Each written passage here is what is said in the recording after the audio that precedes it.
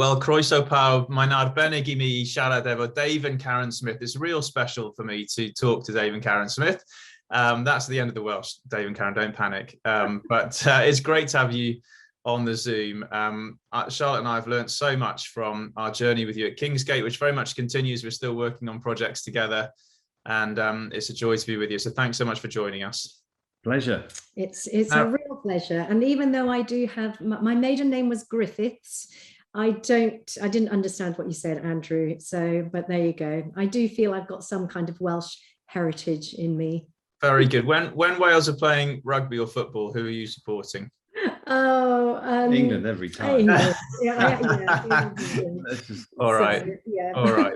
Well, we'll carry on anyway. Now, you're both obviously based in Peterborough. Just tell us a little bit of the journey, particularly of how you ended up in Peterborough, the sense of call, and maybe a little bit especially of how those early days of starting a church there sort of worked out. So just, give us a bit of the story.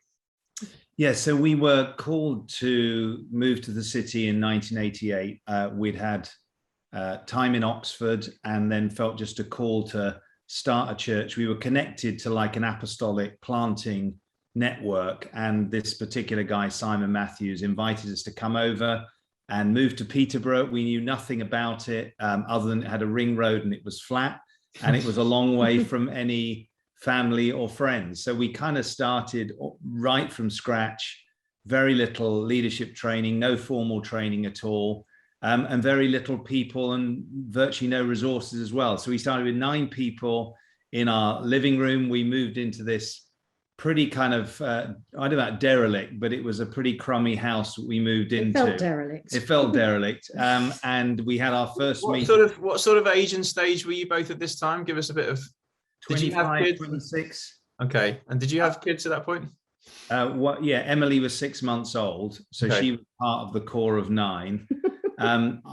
We got saved at sort of 19 and 20. So we weren't, it's not like we'd had loads of kind of Christian background. I mean, I grew up in a church sort of family, but wasn't saved till 19.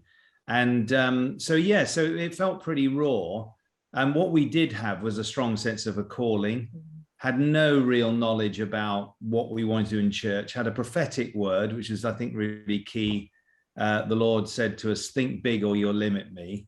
And so we started out really kind of figuring out what we were doing as we were going along. And, after about 18 months, we'd grown up from 9 to 15.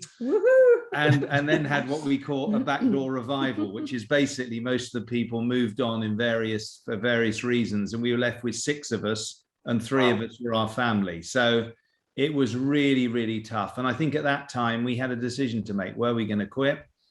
Were we going to back down? And I think really it was a sense the Lord gave us no permission to finish. And so with faith in him and a sense of his promise and a call to the city, we kept going, we persevered. And I think like, in any kind of early stages, most of the growth was going on what I would call underground. It felt like it was a season of root work rather than fruit work, where God was deepening our foundations. We were learning how to be married together. We were learning about prayer. We were learning about faith. We were learning what tenacity means. We were learning about spiritual warfare. We were figuring out what kind of church we wanted to build. So although outwardly, if you'd come, you wouldn't have seen a lot going on, inwardly, tons was going on. Some of the best, we learned how to pray in money when we had no money. There was kind of a whole sense of dependence on God in those first 4 years. It was incredibly tough, but we wouldn't have sort of substituted that for anything. It was like a real hard leadership school. And then after 4 years, made a decision to go full time, leave my sort of teaching job with no money available. And then without going to the details, basically the church doubled overnight, the provision was there. And it felt like that kind of step of faith sort of catalyzed us into a season of growth that really continued for about 15 years until the point where we needed to buy land. We bought 12.5 acres of land, built the building that Andrew, so effectively is an 1,800 seater. And from then on, we kind of went into another season of growth, expanded to other cities, now got an amazing multicultural, intergenerational church, thousands of people in different locations and online. But honestly, going back, I think many of the formative lessons were in those tough early years. Definitely. Could you tell us a bit about that? I mean, it's really helpful because, you know, I know some of the incredible story of Kingsgate now, but I wasn't part of it obviously back then. And it's so good because some of the guys and girls listening in are starting pioneering works, facing some of that. You know, is there anything in this? Is it gonna survive? You know, those challenging. Karen, just from your perspective, what were those early years like, and how did you dig deep in prayer and in the Lord to kind of keep going? Sure. Well, the honest answer is that the first 3 years of our life in Peterborough has to be the worst years of my life. I mean, that really was the truth. It was terrible on every front. But when you know you've been called by the Lord, that's where you dig deep, and that's where you go, I'm here for the long haul. We sense the Lord has called us here. He's spoken. And so no matter what the external circumstances look like, you hold on to something, that the Lord has spoken. And I do think that prayer was very key in those early days. I mean, we both had very radical conversions, and so knew beyond a shadow of a doubt, that we were born again, that we were called, we were in great life-giving churches that were full of the Spirit. So we were kind of born into that. So prayer and speaking in tongues and things like that was a very natural thing for us. And so when we got to Peterborough, to be quite honest, that was one of the only things that we knew to do, which was to pray, because we, as Dave said, we had no real formal leadership training. But and we wouldn't have come to Peterborough to plant a church of our own volition. No way. It was the last thing on our minds, but we were invited to come, and and I think we did sense that there was something of the Lord in there. So we came really with nothing, but we did know how to pray, and I think that's really what set the foundation for the whole of the what's happened since. And we were reflecting earlier about how we used to meet in our 12 by 12 foot living room, crumbling living room, which is where the church started. And some of our prayer meetings, literally, we would be laying our hands on the walls of our living room and calling people in from the north, the south, the east, and the west. And we were smiling because we were just planning a prayer meeting for next week, as we're in another season of prayer and fasting. And we were thinking, oh yeah, let's just call in people again from the north, south, east, and west. And it's so interesting that what you do back then in the very, very early days, we're still doing, but in a completely different context. It's not a 12 by 12 living room anymore. It's an 1,800 seater auditorium with hundreds and hundreds of people there. But so the context is different, but the heart and the root of what we prayed in back then, which was really for the lost to be saved. That's who we were calling in, lost people, and occasionally people who actually knew what they were doing. That was really helpful as well. We needed some people who could help us. And God graciously brought them in. He certainly did. He certainly did. So 33 years on, it's sort of the same prayers at heart, but in a different context.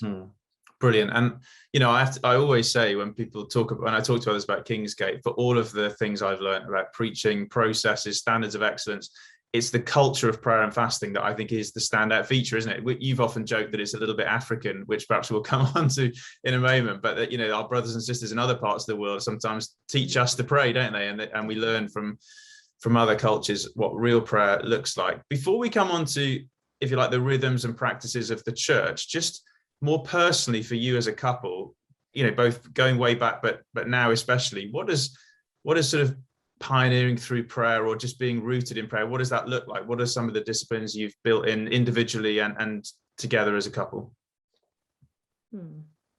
I mean, I'd say it goes right back again to my conversion, just radical sense of all that I was looking for in the world that I didn't find, suddenly I found in the Lord. And, the sense of the presence of God, the joy, the love, the sense of purpose.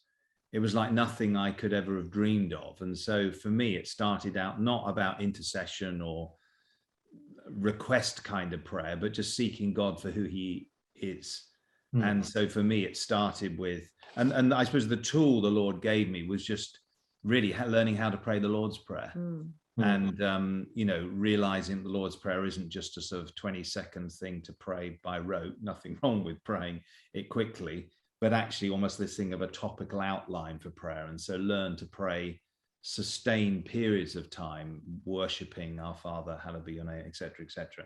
And so I think that set kind of like a foundation, then got what we would call baptized in the Spirit, or filled with the Spirit, and, received the gift of tongues. And that for me was a joy, because it meant I could pray longer without having to always think about what I was praying. So that was another thing. And then I think over the years, all kinds of other things, I remember the Lord showing me how to pray Paul's prayers in Ephesians 1 and 3. I had a whole season when God started teaching us how to pray the prayer of Jabez, Old Testament prayer. So, and then more recently, as you know, Andrew, I've kind of got into a bit more what I call contemplative tradition, which is not part of our roots at all. And the Lord, I think, has a sense of humor. But, learning to be still and know that he's God, learning, I've always Which is pretty miraculous. It is, yeah. I'm not. Yeah, that's right. It doesn't come naturally. To be still. Yeah. But learning that in one sense, the Lord's got a lot more important things to say to me than I have to him. So I just think the importance of listening and guidance then, which is critical for our own lives and the ministry. Learning how to meditate on scripture, which isn't new, but just taking that journaling, the whole gamut really of just a whole range of different prayer practices now that we've got that we'll use at different times, at different seasons personally, but then that obviously flows over into the church as well. No, that's great. And you're often, when I talk to you, Dave, you're often a retreat. Sometimes you'll go for a day or something to do that kind of thing. Karen, for you, is that what is at a personal level, what does that look like? Yeah, well, I mean, I think, and if I cast my mind back to when we first moved to Peterborough, for example, my primary pathway into the presence of the Lord was actually worship, and I was a worship leader, but sort of hours of worship invariably led to hours of intercession as well. For me, those two things came together. And so certainly in the early days, worship, prayer and intercession was so intertwined. And in terms of setting something just, for the city, for example, I just hours and hours worshiping and declaring and interceding for the city, where God had placed our feet. And I think that's really important for, people who are in planting situations, get a heart for the city, know what the Lord, or the place, the town, the village, wherever it is, get the Lord's heart for it, and then just ride that wave. And, I was amazed at some of the places where the Lord took me in intercession, just, very deep, just calling for the salvation of the city. So it still moves me. And I think, sometimes we need a heart for the place where the Lord has placed us, even though outwardly everything just feels wrong and hard. But, when you've got the Lord's heart, then just something can change. And so I think making sure that we're accessing the Lord and, just in our natural pathway really helps to then take us to a deeper place. So that was back then in terms of pioneering, the church and getting the Lord's heart for the city. But I'd say more recently, there's been more of a switch. And I would say that the word has been the stronger pathway for me into prayer and intercession. So literally in my daily devotions, something that I've read will suddenly spark a prayer time or intercession. So for example, this morning I was in James, and all the bits, if anyone's sick, we'll call for the elders. And so I found myself just praying again for, people who I've journaled for, some who've been in my journal for months, actually some even beyond that, years. And I found myself in that place of intercession again, just crying out for healing, miraculous healing, people with long-term stuff. And, when you find yourself like banging on the door of heaven again, because you just don't understand why has this person not been healed? When you know them, they're good, godly people, they've got a wonderful, Christian family, they've got a wonderful Christian, church around praying, and I'm like where's the breakthrough? What's, so there's all of those sorts of things that kind of come into play, worship, the word.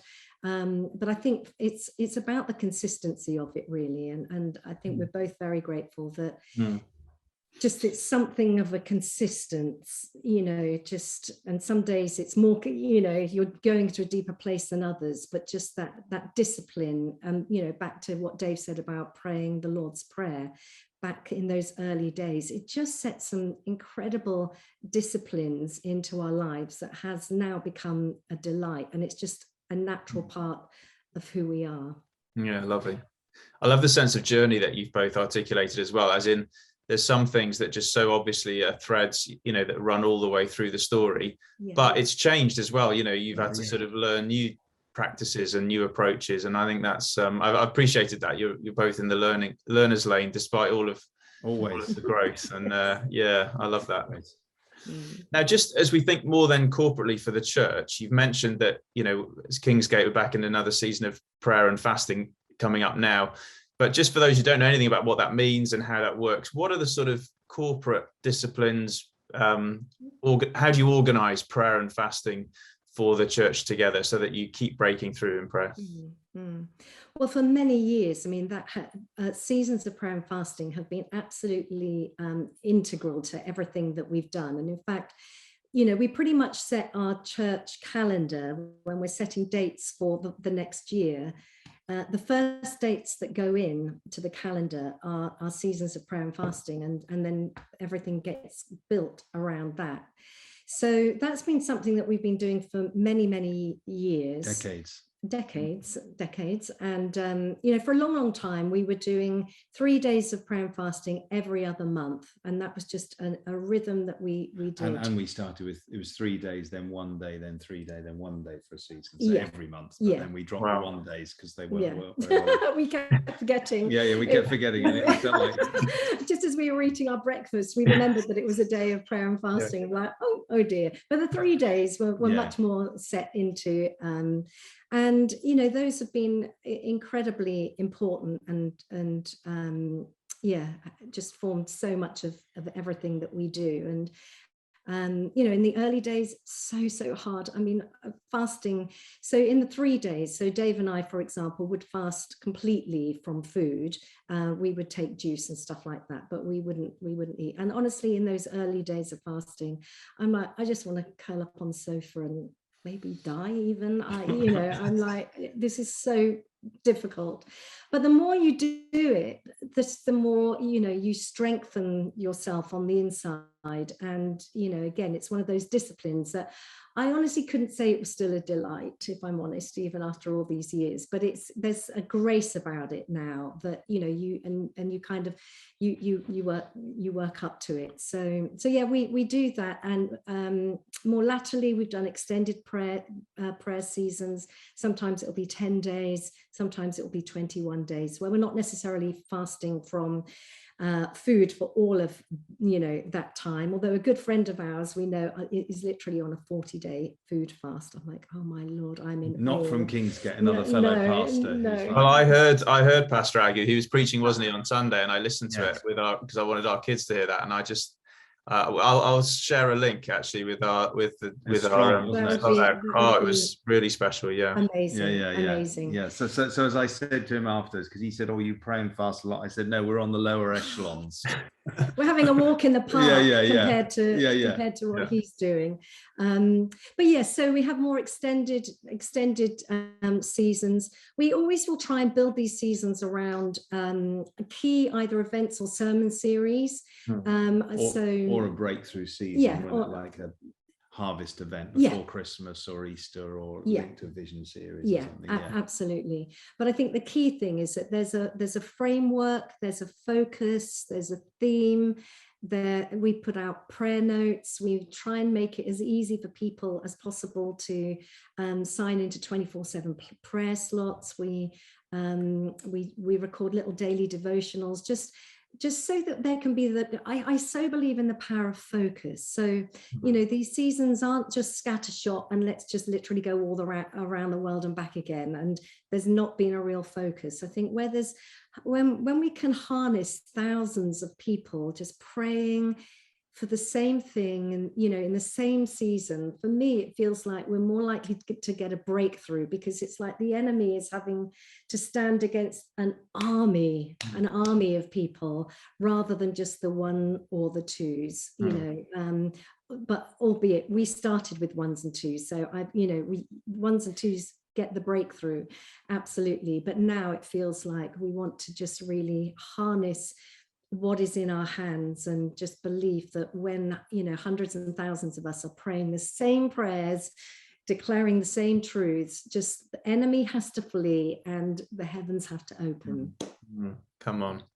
And I know, Dave, you said, I can't quite remember what your saying was about, I've heard you say it a couple of times about that you don't want to find out what's that thing you don't want to find out what some leader, I don't know, several years ago said, how important has prayer and fasting been for your kind of breakthrough and blessing? And I said, I don't want to find out by stopping. There's a serious point in it. I believe there's a protection that comes. I believe there's an advancement that comes. There's answers to prayer that we're not even aware of. There's battles, you know, as I say, Pastor Agu teaching on Daniel 10, you know, whatever we understand by that, there's obviously some kind of spiritual warfare in. We don't give the devil too much attention. We're aware there's something, we somehow have a part to play in that under the sovereignty of God. And I think the other thing I'd say is, as well as the seasons of prayer and fasting, so I think next year we're probably going to do 2 3 days, a 7-day and a 21-day, kind of like a tithe of the year. I quite like that, or roughly speaking. But I think also we've built what we call like a prayer culture, where we encourage everybody to kind of pray for each other in their life groups, for leaders, like, you know, we use like Ephesians 6, like the Roman phalanx as a picture. And then the other thing is we've got like what we call a prayer army, where we've got probably couple hundred people who are designated with prayer captains, with assignments. You know, we've got 3 personal intercessors who pray for us. Huge, you know, honestly, if I'm battling with something, I'll say, please, can you pray? Sometimes even I've sent the text and I feel something lift. So I think we're just very conscious that, and you know, and again, talking to Pastor Agu, his thing is a lot of, if I can say, white British Christians, we just don't get the spiritual dimension. We think of everything in the natural. And I'm into strategic planning, as you know. I'm into doing things where I get there's a good natural practical side to building healthy church. But at the end of the day, unless the Lord builds the house, we labor in vain. And just an awareness that we're in a spiritual battle. And whether it be Wales or a town, a city or a village, there's territory to be won. I think we've always had this sense that, you know, prayer with faith, because obviously without faith it's impossible to please God. There's something about spiritual advancement. Every time we do this, every time we seek God in prayer, something breaks in the spirit, and then salvations come, and then breakthroughs come, and wisdom comes. And I think let's never underestimate the power of God that's released through prayer. Brilliant. And you know that are brilliant. And you've mentioned there just learning from other cultures, which I've seen so much of in Kingsgate as well, and gone to another level. But so now it's where it's at. If you were to go back, as we wrap this up, if you were to go back to, you know, yourselves, you're back in that house that wasn't so pleasant to live in, and, you know, you're starting out again. If you could give yourselves sort of one little pep talk, one little on prayer, what would you say now with all that you've learned over the years? What is the thing that you'd want to tell yourselves back at the start again? I mean, for me, it would be time in prayer is never, ever wasted. And I go back to the reason I started on a journey in prayer, which was not about answers or breakthrough or anything. It was about seeking the Lord himself. And, you know, if he is our Lord, there's just something about seeking him that is absolutely fundamental. So he is our greatest goal and our greatest gain, full stop, new sentence. and there are breakthroughs and answers and wisdom and help and healing and salvation that I think can only come through prayer and sometimes with fasting. So I would say anytime in prayer, making it absolutely core and foundational, not an add-on. I would hate to think where we would have been or not been if we'd not leaned into prayer like we sense the Lord's called us to. Karen, anything from you to add? Yeah, I mean, I think it would be definitely pray the word of God, because then we just know that we are on a sure foundation. And yeah, so I think definitely just was that just to keep Andrew happy at the end? Yeah, I was just thinking we finished. He's the author of what's that course called, the Bible course? Do you know, that had quite slipped my mind. Yeah, we finish our interview on prayer by talking about the Bible. I love it. There we go. Well, nice to bring everything full circle. Now, would you so helpful. This is going to be so rich for us to draw on. We're going to be, praying into these things. Would you just pray for us though? So imagine a room full of, young leaders back where you were starting out with a passion for Wales, but a lot to learn. And most importantly, we want to learn to pray. So would you just pray that impartation of faith and that journey with the Lord? Yeah. Father, we want to pray for every leader, every leadership couple, every leadership team, every church, either in its birthing stage or fully out and flourishing. I pray right now, I want to prophesy that they will be building houses of prayer. Thank you, Lord, that you said, my house shall be called a house of prayer for all nations. And that includes Wales. So I pray, Lord, for the root and the foundation of these works of God would be prayer. I pray, Lord, that you will revive every single leader watching and engaging with this conversation, their own personal prayer life. I pray, Lord, for an anointing. If an impartation can go through a screen, I pray for an anointing of faith and breakthrough and tenacity and intimacy with God. You would answer the cry of the disciples, Lord, teach us how to pray. And I pray from your word and by your spirit, you'd instruct them in how to pray themselves, how to get breakthrough in their own lives and in their own families. And then, Lord, I pray for a breakthrough anointing, a prevailing anointing would come on every single church that's being built. We pray, Lord, a culture of prayer right across this whole movement. In Jesus' name, amen.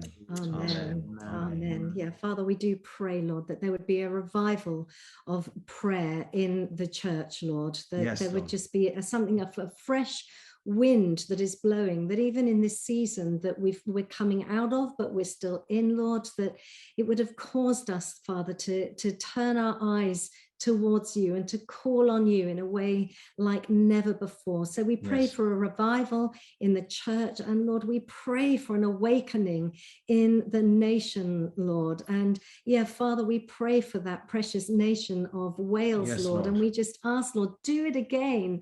Father, you've done it before, and we just pray that you would do it again, and you would cause men and women and children to awaken to your love, to your goodness, to your kindness, to your mercy, to your forgiveness, to your redemption, Father. We just say, Lord, do it again for the glory of your name. Amen. Amen. Amen.